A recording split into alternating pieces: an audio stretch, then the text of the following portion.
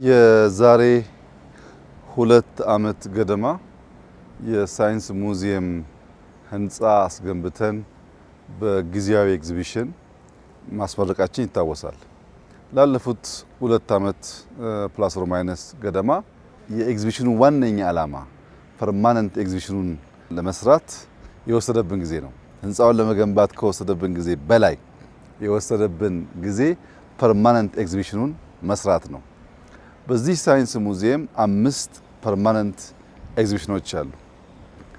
የመጀመሪያው ሴክሽን አርቲፊሻል ኢንተለጀንስ ለጤና፣ ለግብርና፣ ለስማርት ሲቲ፣ ለሰርቪሶች ለምሳሌ የሆቴል የካፌ ሰርቪሶች በሮቦቲክስ እንዴት ኤአይ ሰርቪስ መስጠት እንደሚችል የሚያሳይ አካባቢ ነው። ኤአይ ከየት ተጀምሮ የት እንዳለና ወዴት እንደሚሄድ በዝርዝር ማስተማር የሚችል ቦታ ነው።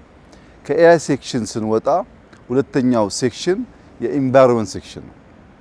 የሰው ልጅ በተፈጥሮ ህግ ከተፈጥሮ ጋር ተስማምቶ መኖር ሲገባው ኃላፊነቱን በወጉ መወጣት ካልቻለ እና የተፈጥሮን ህግ ከሳተ የሚያስከትለውን ኮንሲኩዌንስ ያሳያል። ለምሳሌ መጥረቢያ ስላለ ብቻ ዛፉን ብትቆርጠው ውሎ አድሮ በዝናብ እጥረት ይቀጣሃል። አፈሩን ባጠብቀው ውሎ አድሮ በምርት ይቀጣሃል። ተፈጥሮ ህግ አለው። ያን አክብሮ አብሮ መኖር እንደሚያስፈልግ የሚያስተምር ሴክሽን ነው። እዚህ ሴክሽን ላይ ያለው ቁልፍ ትምህርት የሰው ልጅ ተፈጥሮን በማጥፋትም መልሶ በመጠበቅም ያለው ሚና አጉልቶ ያሳያል። ሶስተኛው ሴክሽን የግብርና ሴክሽን ነው። ኢትዮጵያ እንደሚታወቀው ግብርናን በዓለም ላይ ከጀመሩ ጥቂት ሀገራት ወይም ቀደምቶቹ አንዷ ናት። በሞፈርና ቀንበር እርሻን ጀምረን ምርምርን፣ ነገን መስራትን አስፓየር በበቂ ደረጃ ማድረግ ስላልቻን ከኋላ የመጡ የዘመነ ቴክኖሎጂ ተጠቅመው የበለጠ ምርት ያገኛሉ። እኛ እዛው ቀርተናል። አሁን ታሪካችንን ብቻ ሳይሆን አሁን ያለውና የነገውን ግብርና የሚያመላክት ሴክሽን ነው። እዚህ ሴክሽን ውስጥ በትንሽ ቦታ በውስን መሬት በዘመነ መንገድ በፕሪሲሽን ፋርሚንግ እንዴት ምርት ሊያድግ እንደሚችል በጣም በስፋት ማስተማር የሚችል ሴክሽን ነው። ለመጀመሪያው ፊውቸሪስቲክ ነው። ሁለተኛው ወደ ኋላ ወደፊት ይሄዳል። ይሄኛው ቀጥታ ከምግብ ጋር ይያያዛል። ኢትዮጵያ እንደ ጤፍ፣ እንደ እንሰት፣ እንደ ቡና ያሉ የተፈጥሮን ጸጋዎች ለዓለም ያስተዋወቀችና የሰጠች ሀገር ናት። እነዚያን ሁሉ እውቀቶች ልጆቻችን እንዲያውቁ ያስችላል። ከዚያ ሲወጣ ያለው ሴክሽን የውሃና ኤነርጂ ነው። ውሃ ከአተም ጀምሮ እንዴት ኮምባይን አድርጎ ውሃ እንደሚሆን፣ እንዴት እንደሚበላሽ፣ እንዴት ምግብ እንደሚሆን፣ እንዴት ለግብርና እንደሚያገለግል፣ እንዴት ኤነርጂ እንደሚሆን በጣም አስደማሚ በሆነ መንገድ ያሳያል። በተለይ ሞዴሎቹ ከኤነርጂ አንጻር የሶላር ኢነርጂ አለ፣ የጂኦተርማል አለ፣ የኒውክሌር አለ፣ የፊዥን አለ፣ የሃይድሮ ፓወር በተለይ ህዳሴ ሞዴሉ እንዳለ ተቀምጧል። እነዚህ ሁሉ ወደ ህዳሴ ሄዶ ማየት የማይችል ሰው፣ የዊንድ ፋርምን ማየት የማይችል ሰው፣ የሶላር ፋርምን ማየት የማይችል ሰው እዚህ ሆኖ ብዙ ትምህርት ያገኝበታል። ከዚያ ሲወጣ ያለው ሴክሽን የስፔስ እና የአየር ሴክሽን ነው። በዚህ ሴክሽን ውስጥ መቼም በቀላሉ አክሰስ ልናደርጋቸው የማንችላቸው በጣም በርካታ ነገሮች አሉ። ሄሊኮፕተር የሊዮናርዶ የጣሊያን ኩባንያ የሰጠን የሲሙሌሽን አለ። ማንም ሰው ሄሊኮፕተሩን ትክክለኛ ሄሊኮፕተር ገብቶ እያበረረ ማየት ይችላል። የአስትሮኖት ስፔስ እንዴት እንቅስቃሴ እንደሚደረግ ዘሆል ሲስተሙን ስፔስ ውስጥ እንዳለን እያሰብን የምናይበት ማቴሪያል አለ። ከዛ ደግሞ የቦይንግ 777 ሲሙሌሽን ደግሞ ኦሪጂናሉ አለ ምን በርበት። ከዛ አልፎ በጣም በርካታ የኤር ትራፊክ ማኔጅመንት ሲስተምን የሚያሳይ የዩኤቪን ማኒፋክቸሪንግ እና ቴክኖሎጂ የሚያሳይ በጣም ብዙ አስደማሚ ነገሮች አሉ። በድምሩ እነዚህ 5 ሴክሽኖች 2 ዓመት የፈጀበት ዋነኛው ምክንያት እነዚህን እቃዎች አሟልቶ ፐርማነንት ኤግዚቢሽን ለመጀመር በጣም ከፍተኛ ሪሶርስ ይፈልጋል። በውስጥ የያዘው ሀብት ህንፃውን 2 3 4 5 እጥፍ ይበልጣል። ህንፃው ያለው ዋጋና በውስጥ ያለው ዋጋ አንድ አይደለም። የስፔሱን ብቻ እንኳን ብንወስድ የኤር ዲፓርትመንቱን ብቻ ብንወስድ ጂኢ አዲስ ኢንጂን አስቀምጧል። በጣም ውድ ነገር ነው። የ777 ሲሙሌሽን በጣም ውድ ነው።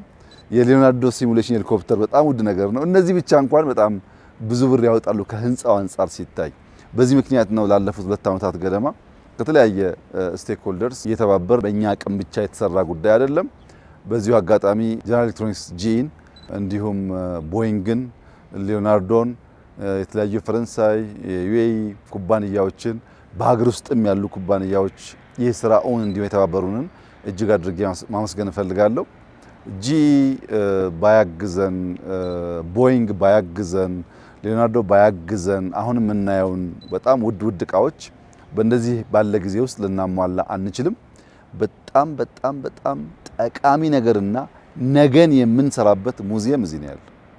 ኢትዮጵያውያን ነገን መስራት ነገን መለወጥ ከፈለጉ ልጆቻቸውን እዚህ ስፍራ ሊያመጧቸው ይገባል። ልጆች እዚህ ሲመጡ እንደኛ አይደሉም። ኢንተራክቲቭ ስለሆነ እያዩ እየነኩ በጣም በርካታ ነገር ይማራሉ። ከዚያም የነገ ማንነታቸው ሊወጣ ይችላል። ህጻናት ፓይለት መሆንን በሰማይ ላይ አየር እያዩ ከመመኘት አየሩን እያበረሩ የሚመኙ ይሆናሉ ማለት ነው። እየነኩት እያዩት ይመኛሉና ለልጆቻችን በጣም በጣም ጠቃሚ ነገር ነው። እንደ እውነት ለመናገር በድፍን አፍሪካ እንደዚህ ያለ የተሟላ ሳይንስ ሙዚየም ማግኘት አይቻልም። በሌላውም ዓለም ቢሆን በጣም በተለይ ፊቸሪስቲክስ ፓርቱ በጣም ውድና ብዙም የሚገኝ አይደለም እና ልጆቻችን ትልቅ እድል እንደሆነ ተገንዝበው ክረምቱን ይሄን ፐርማነንት ኤግዚቢሽን በማየት ብዙ ትምህርት እንዲቀስሙ በታላቅ ትህትና ማሳሰብ ፈልጋለሁ። ወላጆች በተቻለ መጠን ልጆቻቸውን አምጥተው ዝም ብሎ እየሮጡ ማየት ሳይሆን እያንዳንዱን ሴክሽን ኢንተራክቲቭ ነው፣ ጥያቄና መልስ አለው፣ የሚነካ ነገር አለው፣ እሱን ሁሉ እየሞከሩ ልጆች መማር አለባቸው። በየትኛውም ዩኒቨርሲቲ ላብ አይገኙም እነዚህ እቃዎች። ይሄን እያየ ያደገ ልጅ በፍጹም እንደኛ አይሆንም። ይሄን እያየ ያደገ ልጅ ቴክኖሎጂ ብርቁ ተከታይ አይሆንም። ቢያንስ በደንብ የሚጠቀም ይሆናል። ከዚያም ቢሻገር የሚፈጥር ነው የሚሆነው። ያ እንዲሆን ክረምቱን በተለይ ተማሪዎች፣ መምህራን፣ ተመራማሪዎች ነገን መስራት ማየት መለማመድ የሚፈልጉ ሰዎች በሙሉ ሳይንስ ሙዚየም ቋሚ ኤግዚቢሽን እየመጡ መመልከት አለባቸው። እኛ እንዳያችሁ በጣም ተደመናል። አስደናቂ ነገር ነው ያየነው። ይሄንን ነው ማየት የምንፈልገው። ይሄንን ነው መዝራት የምንፈልገው። ልጆቻችን ላይ ሊዘራ የሚገባው ነገር ይሄ ነው። ይሄ ደግሞ መልካም ነው። ይሄ ደግሞ ዕውቀት ነው። ይሄ ደግሞ ጥበብ ነው። ይሄ ፍትሃዊ ንግግር አይደለም፣ ጥበብ ነው። ይሄን አይቶ ያደገ ልጅ ነገ ሀገር የሚጠብቅ፣ ሀገር የሚያበለጽግ፣ ሀገር የሚያለማ፣ ሀገር የሚያጸና ስለሚሆን ለልጆቻችን በጣም ታላቅ በረከት ነው። እኔ እጅግ አድርጌ ደስ ብሎኛል። ወላጆች ካዩ እንደሚደሰቱ እርግጠኛ ነኝ። እዚህ ቦታ በመምጣት በማየት እንዲማሩ፣ ልጆቻቸው ላይ መልካም ዘር እንዲዘሩ አደራ ማለት ፈልጋለሁ። እጅግ አድርጌ አመሰግናለሁ።